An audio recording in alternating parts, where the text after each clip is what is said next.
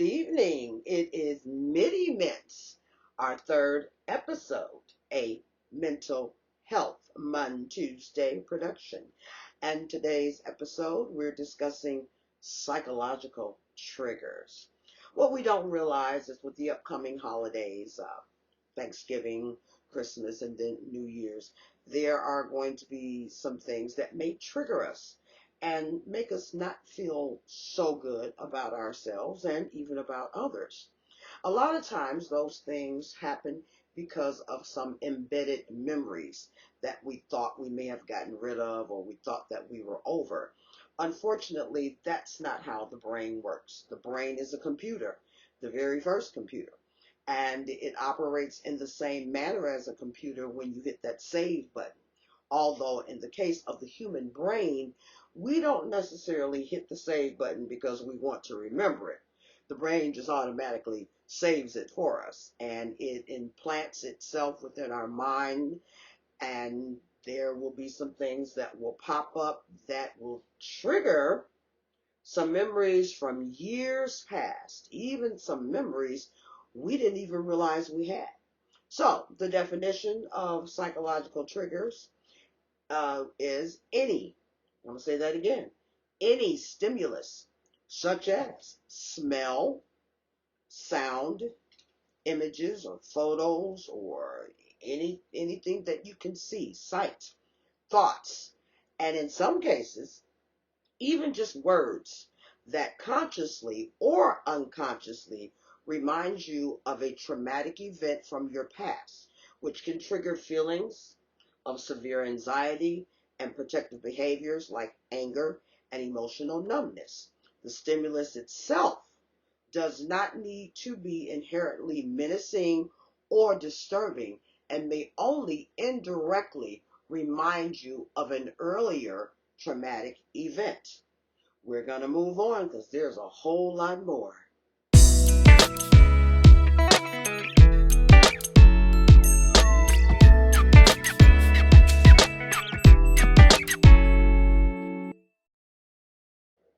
I'm back.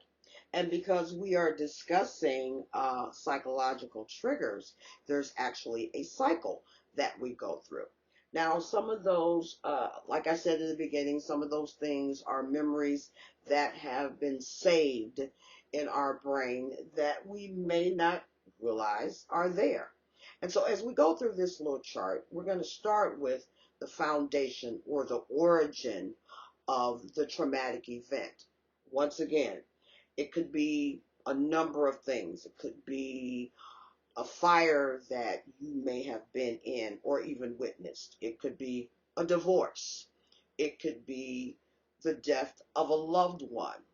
It could be something that happened at work that caused you to be exceptionally stressed out or even caused you to lose your job. There are a number of things that can happen in life that can trigger a psychological response. And so 9 times out of 10, these occurrences happened in the past. It could be a recent past situation, or it could be something all the way back to your childhood that you didn't even remember, but your brain remembered it. Okay? And so that's the first phase of triggering event in this cycle. The next phase is the stimulus itself, meaning the actual sight, the actual sound, the actual smell, the word, um, a reaction that someone may have. And so that's the stimulus or the trigger because it is involved or it comes about due to your senses picking up something that's familiar from your past. The next area is your trigger response or your stress signal. This is the thoughts that you have. This is your physiological responses, sweating, rapid heartbeat, things of that nature, anger, and all of those emotions that come up. That all falls into your trigger response area or your stress signals. The next thing that happens is your actual reaction to it. Now, before we get to the reaction, as you see on the screen, there are some arrows that are pointing to going all the way back to the foundational or your origin. And right here is when you should stop and calm yourself. Go back to your origin of where those feelings originated from and try to remember what is causing me to feel this way. It's not the stimulus itself. It's actually that foundational trauma that caused this to happen at this particular time. Now, if you don't do that, then you'll move into the reaction mode, which is the lashing out. Or in some cases, there could be regression or suppression. We're going to move on, and I'm going to go a little deeper into the regression, the suppression part, because I'm sure we all know what lashing out means. Now, that lashing out could be angry with ourselves, or it could be angry with someone else who actually had absolutely nothing to do with the origin of your psychological trauma. But I'm going to move on, and I'm going to go through some steps as to how you can control your psychological or emotional triggers. Let's move on.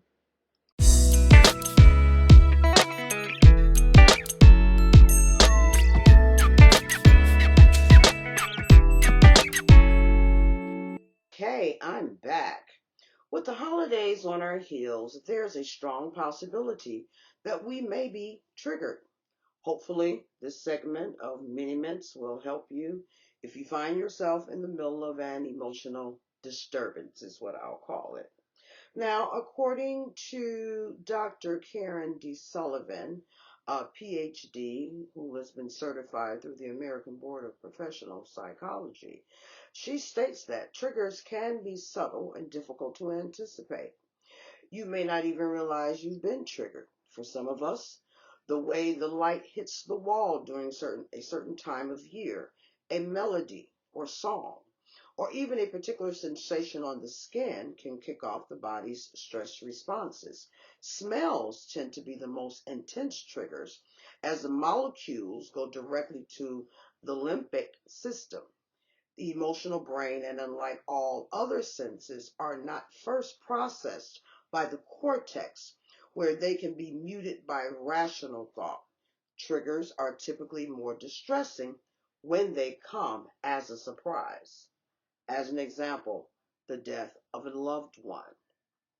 When we experience a trigger, our pituitary gland, or our HPA, hypothalamic pituitary adrenal axis, kicks off a complex process of self-protection that readies us for three possible actions, which are fight, flight, or freeze.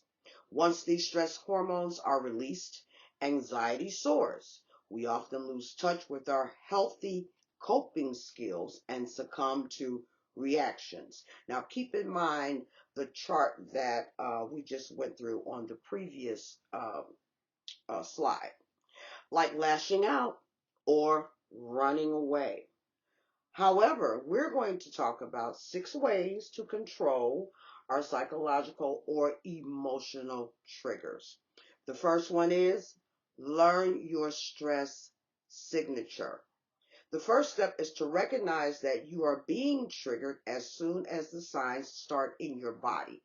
Each one of us has a unique stress signature in which one of 3 things jolts us into fight, flight, or freeze response: increased heart rate, sweating, or muscle tension. Pay close attention to the next time you feel triggered and see which of these is most prominent in you. Biofeedback can be very helpful if you can figure it out on your own. Stress signals fall into 4 categories: thoughts, feelings, behaviors, and physical symptoms.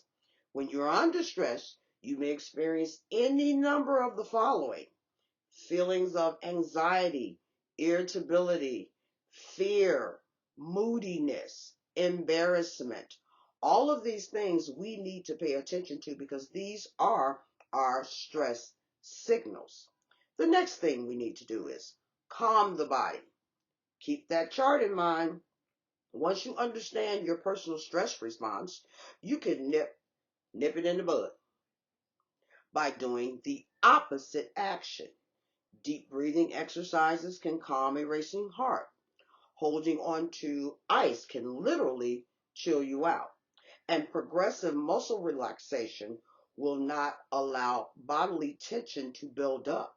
Calming the body is an essential grounding step because causes a frenzied and disorganized mindset, and we don't want that. But it makes it difficult to use healthy coping skills, and we need to always use our healthy coping skills.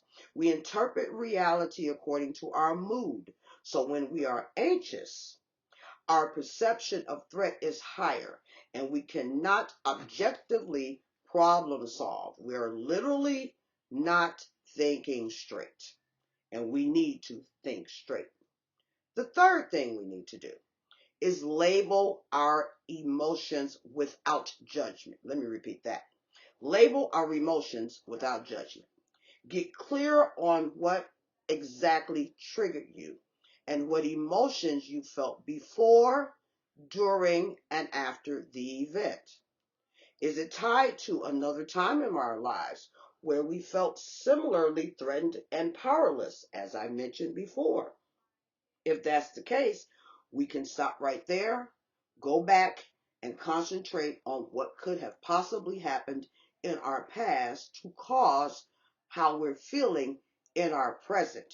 And I'm going to go a little deeper into that in step 6, but now we're on 4. Do not, I repeat, do not give into avoidance. Trying to not think about our traumatic life events is very common, but actually sets the stage for being triggered again. Remember, what you resist persists. I'm going to say that again. What you resist persists. The more we push something down, the more force it has when it inevitably pops back up, and it will come back up again.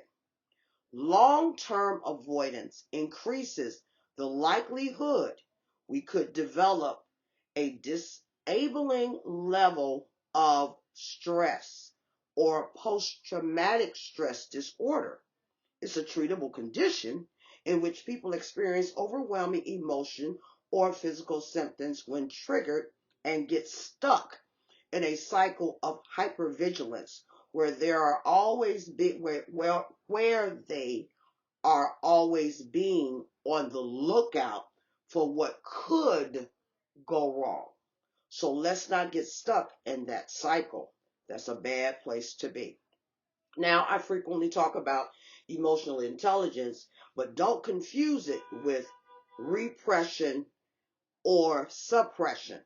Repression involves unconsciously blocking unwanted thoughts or impulses. Suppression is entirely voluntary. Specifically, suppression is deliberately trying to fight or not think about painful or unwanted thoughts. That is definitely not a good thing because it's going to come back up. And when it comes back up, 9 times out of 10, it's going to be worse than it was the first time. Number 5, correct our thinking about the trauma. The long-term psychological impact of trauma lies in how it shapes our beliefs about other people, the world, and even ourselves. Our brain has a strong need to understand threat and often provides us with emotional shortcut explanations that allow us to push the pain way down and out of awareness. Common explanations include no one can be trusted, or I just make bad decisions. The consequence of these traumatic related beliefs is that we become untrusting of others and even ourselves. we can start to suspect that anyone has an agenda with thoughts like, if the person I used to trust could hurt me so badly, why not this person? That's not good to think. We can't move on in life like that. We often blame ourselves when bad things happen. We think about, if I woulda, coulda, shoulda done this, that, or the third differently, then this thing wouldn't. No, no, no. Life is life. Stuff happens. When we hold on to these beliefs without processing the emotions underneath, our nervous system can get stuck on high alert and lead to an inability to relax, social isolation, fitful sleep, or insomnia, and strained relationships. We don't want to get ourselves in that cycle. So, learning to calm yourself and exploring your trauma related beliefs, processing them with a trusted friend, and balancing these thoughts against other possible explanations will definitely help. Then the next time when you're triggered, the anxiety you feel will not be as overwhelming. The last thing, self-talk therapy. Now, usually there is psychotherapy, which occurs with a psychologist. However, you can do a lot of the work on your own through self-talk therapy. Here's one of the things that I personally use. I ask myself, now, why did that statement or action make me feel that way or some type of way? Why did that particular song make me feel sad or make me uh, feel angry? Well, obviously, it was something that happened in my past that caused me to feel that way in my present. And because I've actually done this myself, I know the benefit of going back in my mind, recalling what it was that triggered the feeling, which was the song, and walk my way through it with self-talk.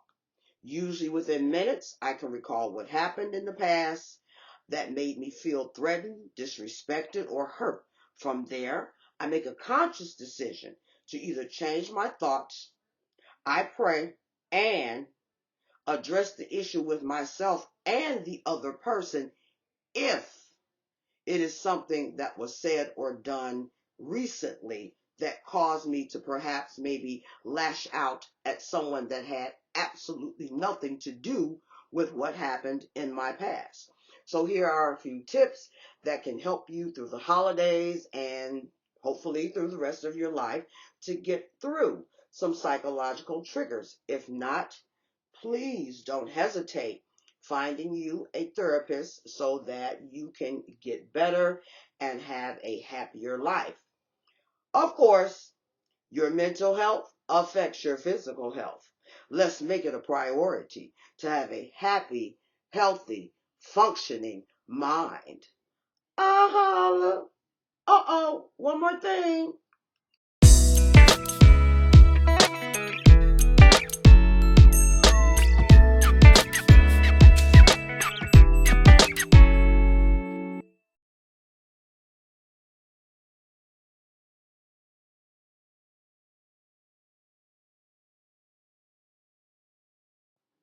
Happy Thanksgiving, everyone.